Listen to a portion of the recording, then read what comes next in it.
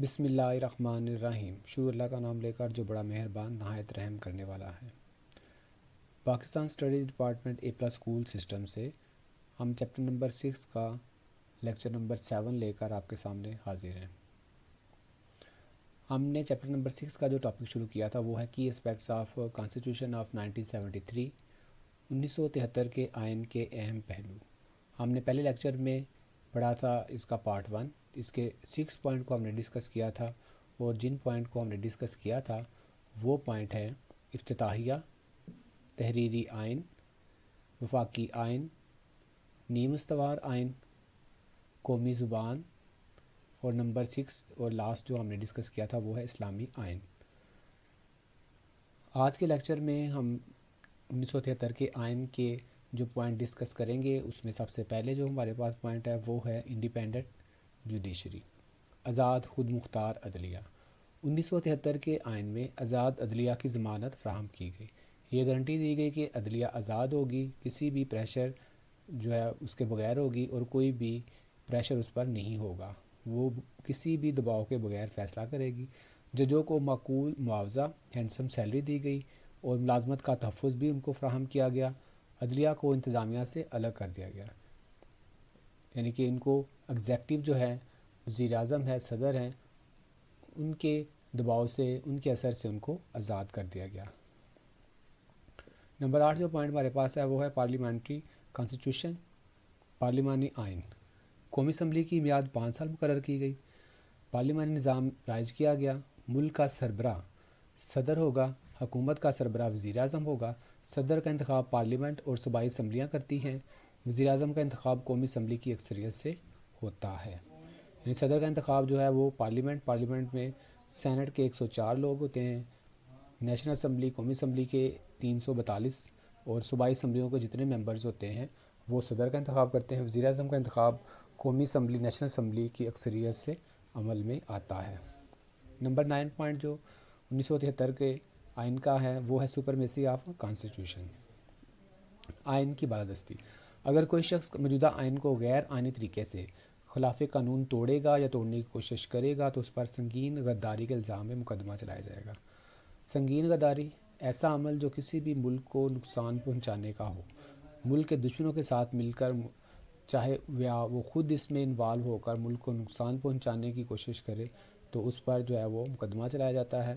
تو اسی طرح کا مقدمہ اس شخص پر چلایا جائے گا جو اس آئین کو توڑنے کی کوشش کرے گا یا توڑے گا۔ نمبر 10 پوائنٹ ہے کانسٹیٹیوشنل انسٹیٹیوشن۔ اس میں جو ہے وہ آئینی ادارے جو ہے وہ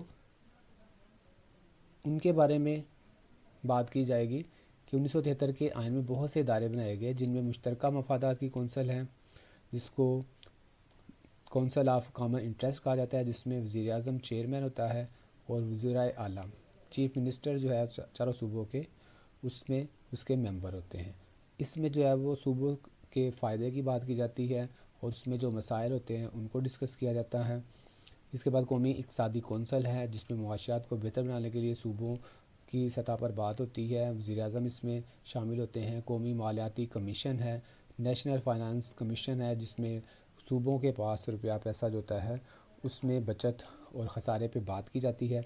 الیکشن کمیشن جو ہے وہ کسی بھی ملک میں انتخابات کو ممکن بناتا ہے، پاکستان میں بھی اسی لیے بنایا گیا کہ اس میں جو بھی معاملات ہوتے ہیں اس کو بڑی باریک بینی سے دیکھ کر کینڈیڈیٹ کو پوائنٹ کیا جاتا ہے، تو اس کو وہ بڑی اچھی طرح سے جج کر کے پھر اس کو جو ہے وہ کوئی بھی نامینیشن کو الاٹ کرتا ہے۔ اس کے بعد فیڈرل جو سطح پر ہے، وفاقی سطح پر محتسب کا ادارہ ہے، وہ بھی بنایا گیا ہے تاکہ احتساب کے عمل کو آگے بڑھایا جا سکے۔ نمبر 11 جو پوائنٹ ہمارے پاس ہے وہ ہے بائی کیمرل لیجسلیچر، دو ایوانی مقننہ۔ یہ ایسا ادارہ ہے جس سے قانون سازی کی جاتی ہے۔ اس میں 2 ایوان ہیں، 2 ہاؤسز ہیں۔ جو ایوان بالا ہے اس کو سینٹ کہتے ہیں، جس کی تعداد 104 ہے۔ قومی اسمبلی جس کو ایوان زرعی کہا جاتا ہے، اس کے ممبر جو ہے وہ 342 ہے۔ دونوں کے ممبر جب مل جائیں گے، اکٹھے ہوتے ہیں، تو اس کو پارلیمنٹ کہا جاتا ہے جس کی تعداد 446 ہے۔ سینٹ کے ارکان کی جو میعاد ہے وہ 6 سال ہیں، جبکہ قومی اسمبلی جو ہے اس کے ممبرز کی جو میعاد ہے ٹینیور ہے اس کا عرصہ جو ہے وہ 5 سال رکھا گیا ہے۔ بیٹا ہمارے پاس جو آج کا آخری پوائنٹ ہے 1973 کے آئین کا، وہ ہے فنڈامنٹل رائٹس، بنیادی حقوق۔ آئین میں شہریوں کو تمام بنیادی حقوق حاصل ہیں۔ پارلیمنٹ اور صوبائی اسمبلیوں کو بنیادی حقوق کے منافی یعنی کہ اس کے خلاف کوئی بھی قانون بنانے کی اجازت نہیں ہوگی۔ اس میں جو اہم جو رائٹس ہیں، فنڈامنٹل رائٹس ہیں لوگوں کے لیے، تو وہ ہیں فریڈم آف سپیچ ہے، فریڈم آف تھاٹ ہے، فریڈم آف انفارمیشن ہے، فریڈم آف ریلیجن ہے، فریڈم آف ایسوسیشن ہے، فریڈم آف پریس ہے، فریڈم آف اسمبلی ہے۔